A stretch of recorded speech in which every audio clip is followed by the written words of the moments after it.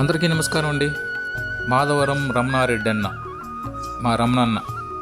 ఈయన ఒకప్పుడు చాలా మంచి రైతు. మంచి రైతు అని చెప్పడం కంటే చాలా గొప్ప రైతు అని చెప్పవచ్చు. ఎందుకంటే తను మామిడికాయలు పండించడంలో తనకు సాటి మరొకరు లేరు అని నిరూపిస్తాడు. మాధవరంలోనే మొట్టమొదటిసారిగా మామిడికాయలకు కవర్లు కట్టిన వ్యక్తి మరెవరో కాదు, మన రమణారెడ్డి అన్న. ఇతను చూడండి, మామిడికాయలు పండించడంలో ఆయనకు ఆయనే సాటి. ఆయనకు మరొక వ్యాపకం లేదు.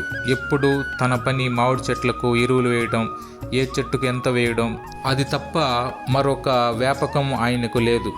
ఎప్పుడు చూసినా మామిడి తోపులో ఉంటూ వాటికి సరిపడా వ్యవసాయమే తనకు శ్రీరామ రక్ష అంటూ పని చేసుకుంటూ ఉంటాడు. అంతేకాకుండా అక్కడ వచ్చిన పని వాళ్ళతో సరదాగా కథలు చెప్పుతూ పని భారాన్ని పోగొట్టడానికి తన కథలతో అందరినీ నవ్విస్తూ సరదాగా పని చేసుకుంటూ ఉంటాడు. ఇదిగో ఇక్కడ చూడండి, ఆయన ఎంత సరదా మంచి అంటే ఇక్కడ చూస్తుంటే మీకే తెలుస్తుంది. ఎవరినైనా ఎవరితోనైనా ఇలాగే సరదాగా ఉంటాడు. వ్యవసాయమే తనకు ఆరాధ్యంగా భావించే అతను ఒక్కసారిగా ఇలా మారిపోయాడు.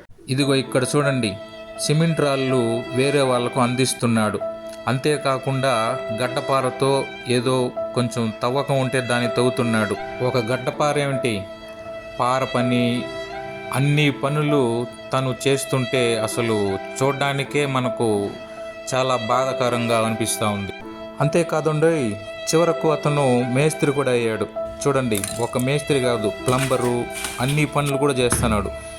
ఎవరో ఇంట్లో సుత్తెత్తుకొని కరినెత్తుకొని ఏదో పని చేస్తూ ఉన్నాడు.